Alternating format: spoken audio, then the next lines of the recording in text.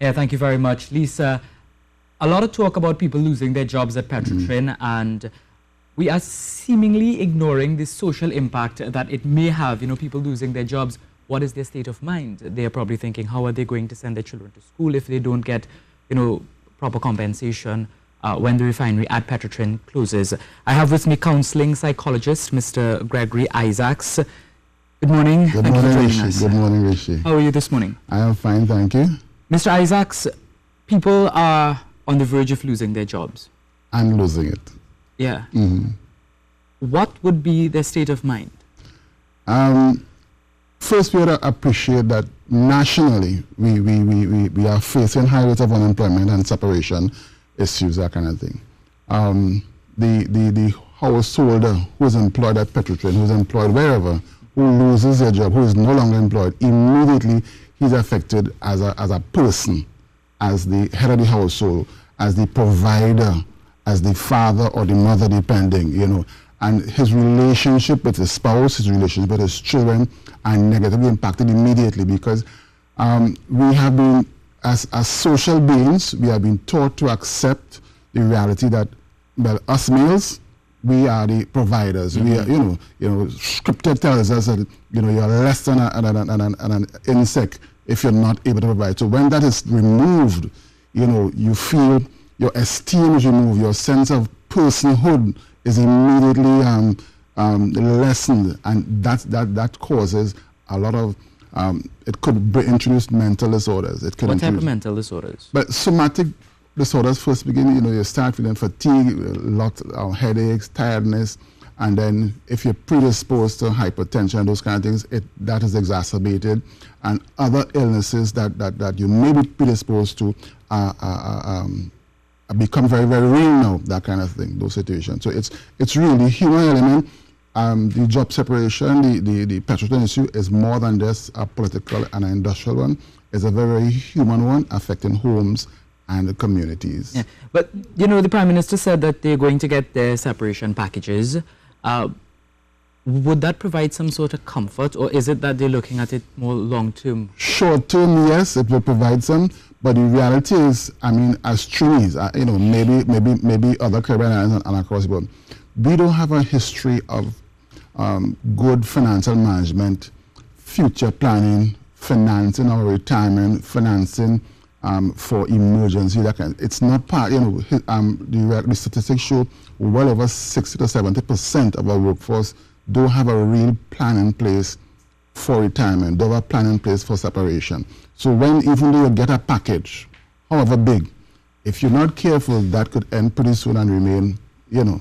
So yes, it's good, but it's not the answer. It's not the answer, and it really requires long-term planning, a whole re-enculturing of the individual, preparing them for a new life and those kind of things. And if you don't put in place things or develop habits to counter those negative effects, you're going to find yourself in a lot of trouble, and that's so important. Now, one thing the Prime Minister said is that a lot of the people are over the age of 50.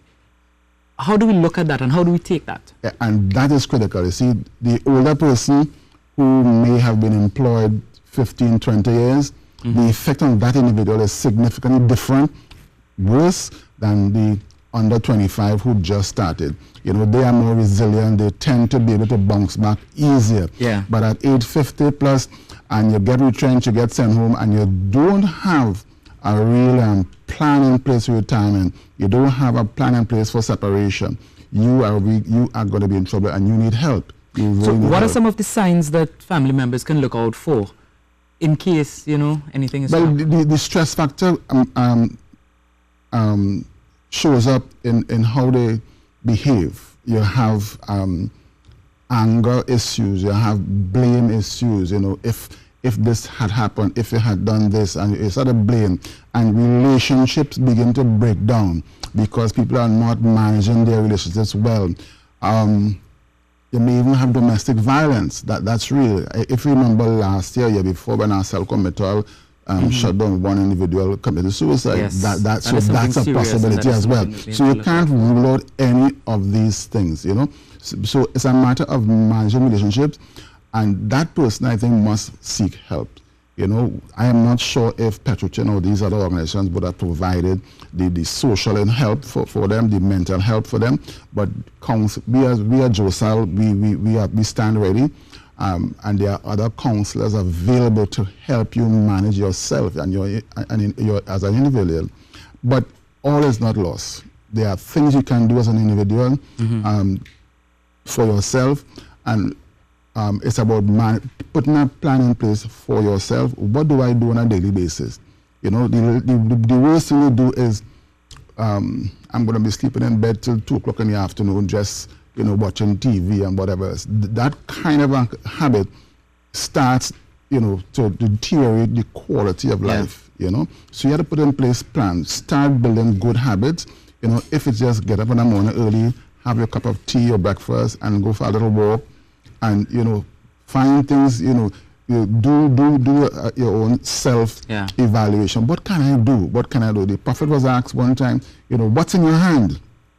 You know, so it talks about, you know, whatever skills, what abilities you have, and if you can engage those things and start doing things and build a new habit so that when opportunities come up again, you're there. You know, you can re-engage a new workplace, a new environment, that kind of thing. In 30 seconds, what kind of advice can you give to these workers who are ultimately on the breadline? I am saying, first of all, get together in groups as teams and have support systems. Sit down honestly with your family and let them know the reality and start talking to your loved ones, whether it's your wife, your spouse, your children, your elder children. You're talking about 50 plus, your elder children. Start having conversation and start putting in place some kind of a plan going forward. Yeah. Mr. Issacs, thank you very much, because this is a very important topic, and I think the conversation surrounding the social impact of the closing of the refinery is something that we need to continue. Yes, we must. So thank you very much for joining us this morning. We now have your local weather forecast with Ian Wallace.